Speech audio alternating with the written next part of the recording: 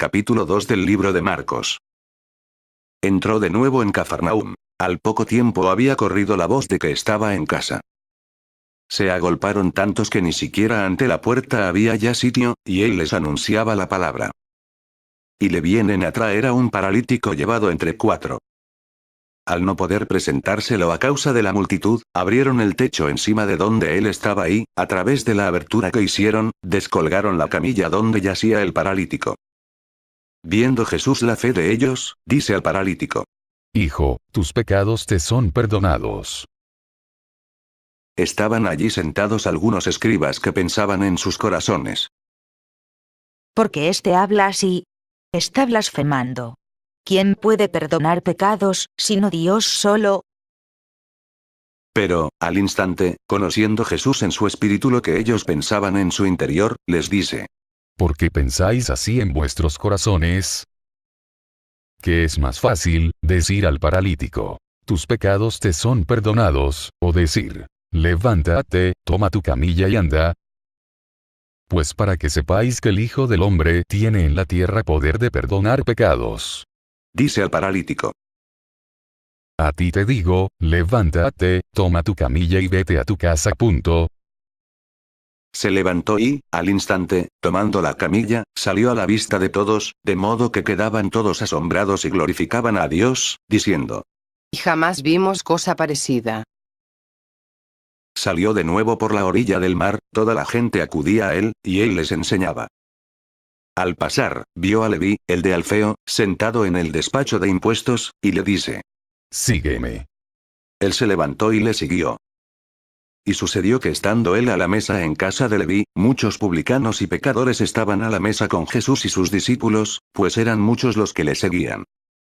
Al ver los escribas de los fariseos que comía con los pecadores y publicanos, decían a los discípulos: ¿Qué?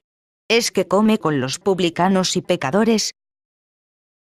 Al oír esto Jesús, les dice: No necesitan médico los que están fuertes, sino los que están mal. No he venido a llamar a justos, sino a pecadores.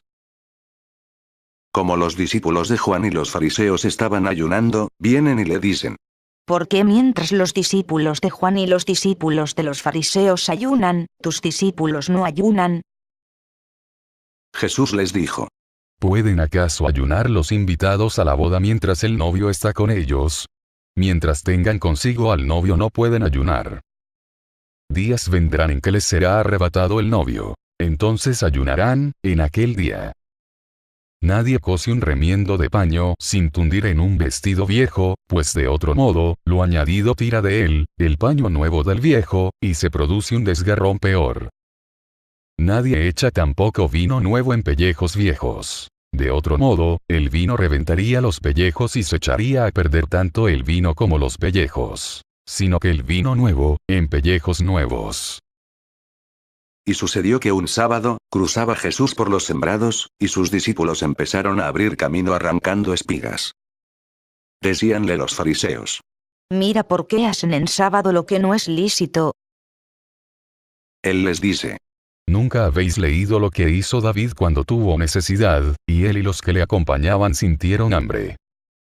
Cómo entró en la casa de Dios, en tiempos del sumo sacerdote Abiatar, y comió los panes de la presencia, que solo a los sacerdotes es lícito comer, y dio también a los que estaban con él. Y les dijo: El sábado ha sido instituido para el hombre y no el hombre para el sábado. De suerte que el Hijo del Hombre también es Señor del sábado. Capítulo 3 del libro de Marcos. Entró de nuevo en la sinagoga, y había allí un hombre que tenía la mano paralizada. Estaban al acecho a ver si le curaban sábado para poder acusarle. Dice al hombre que tenía la mano seca: Levántate ahí en medio. Y les dice: ¿Es lícito en sábado hacer el bien en vez del mal, salvar una vida en vez de destruirla? Pero ellos callaban. Entonces, mirándoles con ira, apenado por la dureza de su corazón, dice al hombre: Extiende la mano. Él la extendió y quedó restablecida su mano. En cuanto salieron los fariseos, se confabularon con los herodianos contra él para ver cómo eliminarle. Jesús se retiró con sus discípulos hacia el mar, y le siguió una gran muchedumbre de Galilea. También de Judea.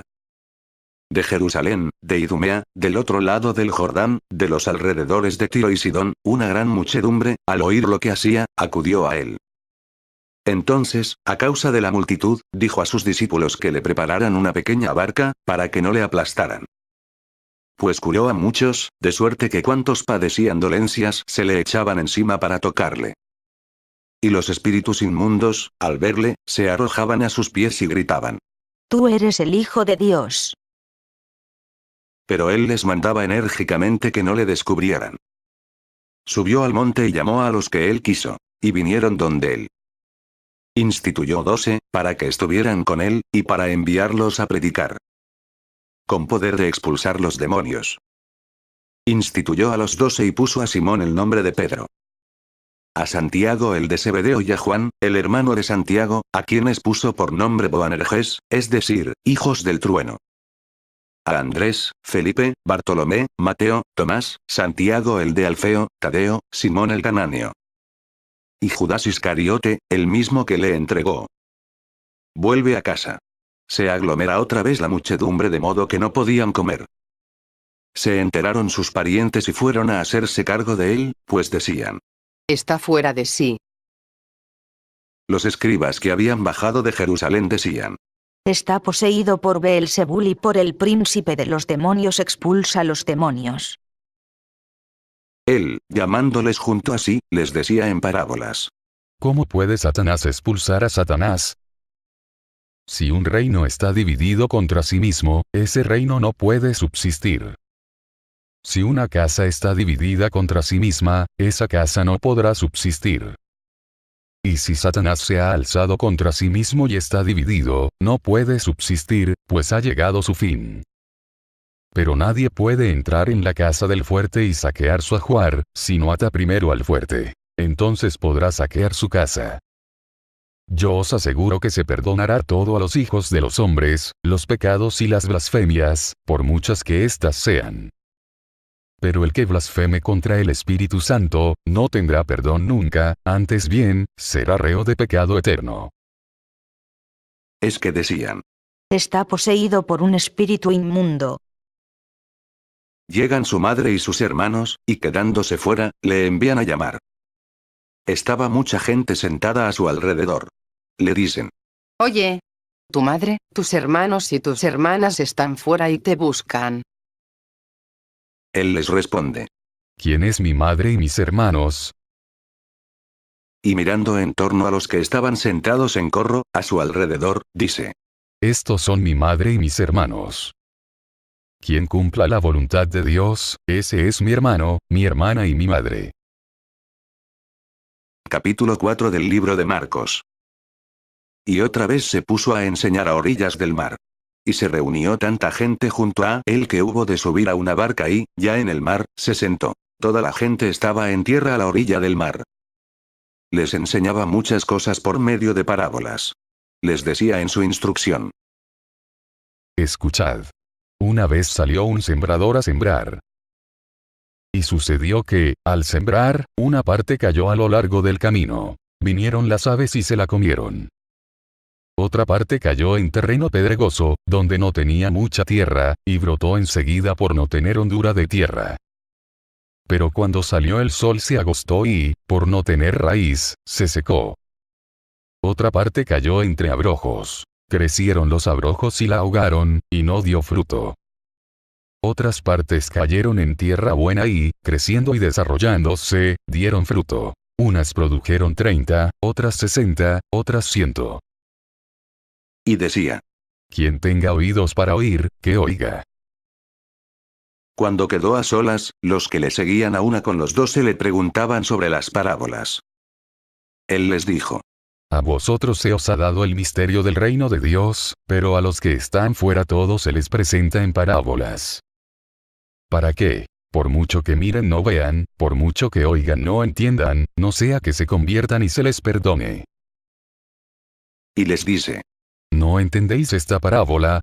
¿Cómo, entonces, comprenderéis todas las parábolas? El sembrador siembra la palabra. Los que están a lo largo del camino donde se siembra la palabra son aquellos que, en cuanto la oyen, viene Satanás y se lleva la palabra sembrada en ellos. De igual modo, los sembrados en terreno pedregoso son los que, al oír la palabra, al punto la reciben con alegría. Pero no tienen raíz en sí mismos, sino que son inconstantes. Y en cuanto se presenta una tribulación o persecución por causa de la palabra, sucumben enseguida. Y otros son los sembrados entre los abrojos. Son los que han oído la palabra. Pero las preocupaciones del mundo, la seducción de las riquezas y las demás concupiscencias, les invaden y ahogan la palabra, y queda sin fruto. Y los sembrados en tierra buena son aquellos que oyen la palabra, la acogen y dan fruto, unos 30, otros 60, otros 100. Les decía también. ¿Acaso se trae la lámpara para ponerla debajo del celemino debajo del lecho? ¿No es para ponerla sobre el candelero? Pues nada hay oculto si no es para que sea manifestado. Nada ha sucedido en secreto, sino para que venga a ser descubierto. Quien tenga oídos para oír, que oiga. Les decía también. Atended a lo que escucháis. Con la medida con que midáis, se os medirá y aun con creces. Porque al que tiene se le dará, y al que no tiene, aun lo que tiene se le quitará. También decía. El reino de Dios es como un hombre que echa el grano en la tierra. Duerma o se levante, de noche o de día, el grano brota y crece, sin que él sepa cómo. La tierra da el fruto por sí misma. Primero hierba, luego espiga, después trigo abundante en la espiga. Y cuando el fruto lo admite, enseguida se le mete la hoz, porque ha llegado la siega. Decía también. ¿Con qué compararemos el reino de Dios o con qué parábola lo expondremos? Es como un grano de mostaza que, cuando se siembra en la tierra, es más pequeña que cualquier semilla que se siembra en la tierra. Pero una vez sembrada, crece y se hace mayor que todas las hortalizas y echa ramas tan grandes que las aves del cielo anidan a su sombra. Y les anunciaba la palabra con muchas parábolas como estas, según podían entenderle. No les hablaba sin parábolas, pero a sus propios discípulos se lo explicaba todo en privado. Este día, al atardecer, les dice. Pasemos a la otra orilla. Despiden a la gente y le llevan en la barca, como estaba, que iban otras barcas con él. En esto, se levantó una fuerte borrasca y las olas irrumpían en la barca, de suerte que ya se anegaba la barca. Él estaba en popa, durmiendo sobre un cabezal. Le despiertan y le dicen. Maestro, ¿no te importa que perezcamos? Él, habiéndose despertado, increpó al viento y dijo al mar. Calla, enmudece. El viento se calmó y sobrevino una gran bonanza. Y les dijo. ¿Por qué estáis con tanto miedo? ¿Cómo no tenéis fe? Ellos se llenaron de gran temor y se decían unos a otros. Pues ¿quién es este que hasta el viento y el mar le obedecen?